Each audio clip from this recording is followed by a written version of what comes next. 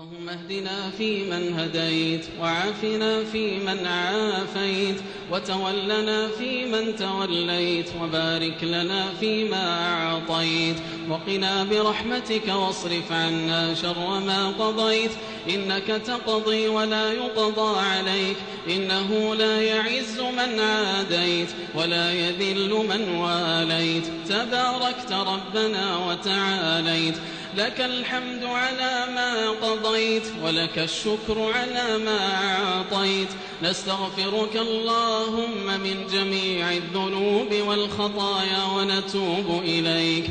اللهم اجعل القرآن العظيم ربيع قلوبنا ونور صدورنا وجلاء أحزاننا وذهاب همومنا وغمومنا وسابقنا ودليلنا إليك وإلى جناتك جنات النعيم. اللهم اجعلنا ممن يقرأ القرآن فيرقى، ولا تجعلنا ممن يقرأ القرآن فيشقى. اللهم لا تجعلنا ممن استهوته الشياطين فشغلته بالدنيا عن الدين فأصبح من الخاسرين وفي الآخرة من النادمين. اللهم آت نفوسنا تقواها وزكها أنت خير من زكاها، أنت وليها ومولاها.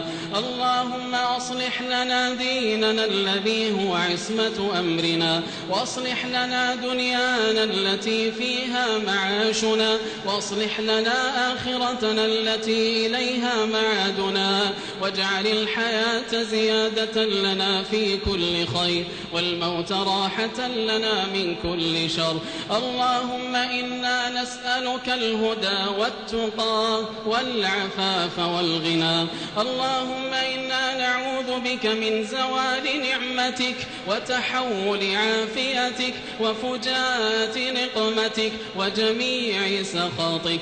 اللهم يا معلم إبراهيم علمنا، ويا مفهم سليمان فهمنا.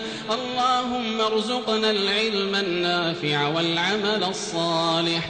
اللهم اجعلنا مفاتيح للخير مغاليق للشر في كل مكان. اللهم اجعلنا مباركين حيثما كنا. اللهم اجعلنا من أحبابك. اللهم اجعل حبك أحب إلينا من حبنا لأنفسنا وأهلينا وأموالنا ومن الماء البارد على الظمام. اللهم فرج همومنا ونفس كروبنا واقض ديوننا واشف مرضانا وارحم موتانا.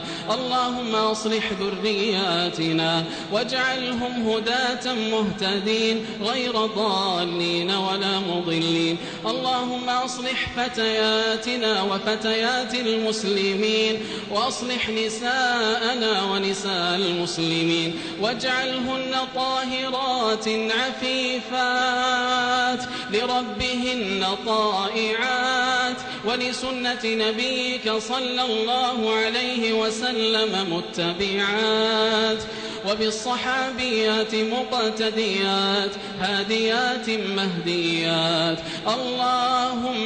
اللهم واحفظهن من أن يفتن أو يفتن. اللهم واحفظهن من أن يفتن أو يفتن برحمتك يا أرحم الراحمين. اللهم أعز الإسلام والمسلمين وأذل الشرك والمشركين ودمر أعداءك أعداء الدين.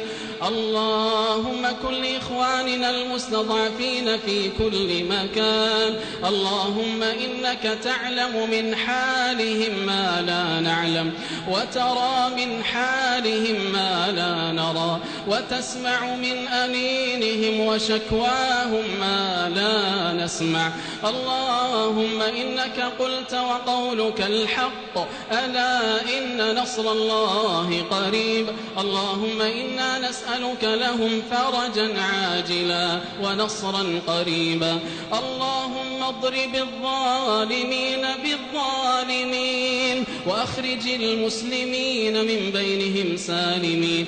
اللهم آمنا في أوطاننا وأصلح أئمتنا وولاة أمورنا ووفق ولي أمرنا لكل ما تحب وترضى وكن له عونا في كل ما أهمه واجمع به كلمة الأمة وانصر به الكتاب والسنة ووفقه ونائبيه وأعوانه لكل ما تحب وترضى ولكل ما فيه صلاح العباد والعباد ولكل ما فيه نصر وعز وتمكين للإسلام والمسلمين.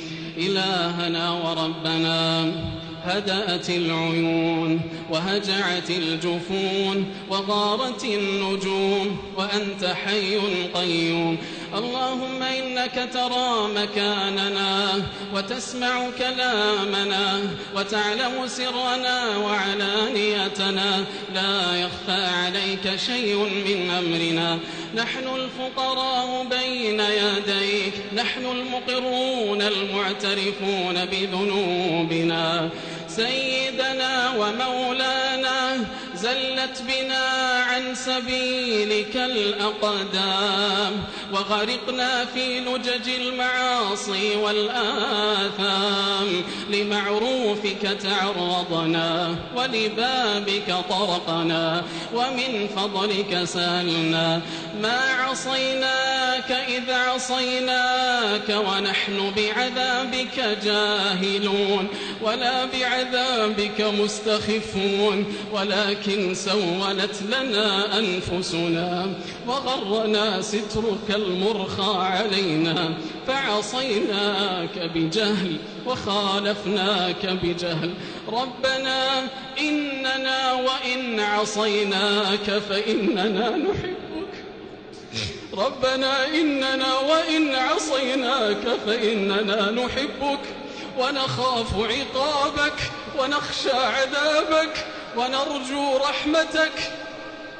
يا من أظهر الجميل وستر القبيح، يا من لا يأخذ بالجريرة ولا يهتك الستر، يا حسن التجاوز، يا واسع المغفرة، يا ملاذنا إذا ضاقت الحيل، يا ملاذنا إذا ضاقت الحيل، وملجأنا إذا انقطع الأمل، وملجأنا إذا انقطع الأمل. اللهم إنا نسألك في هذه الليلة المباركة وفي هذا الشهر المبارك وفي هذا المسجد المبارك، نسألك بأيد مرتفعة ورقاب خاضعة، نسألك أن تعتق رقابنا من النار. اللهم اعتق رقابنا ورقاب والدينا من النار. اللهم بشرنا بروح وريحان ورب راض غير غضبان. اللهم واجعلنا في هذا الشهر الكريم من عتقائك من النار ومن عبادك المقبولين، ولا تكتبنا فيه ممن رغمت أنوفهم في رمضان ولا من المردودين الخاسرين برحمتك يا أرحم الراحمين. اللهم تقبل منا إنك أنت السميع العليم، واغفر لنا إنك أنت الغفور الرحيم، وتب علينا إنك أنت التواب الرحيم. إلهنا وربنا هذا الدعاء ومنك الإجابة وهذا الجهد وعليك التكلان. سبحان ربك رب العزة عما يصفون وسلام على المرسلين والحمد لله رب العالمين. وصل اللهم وسلم وبارك على نبينا محمد وعلى آله وصحبه أجمعين.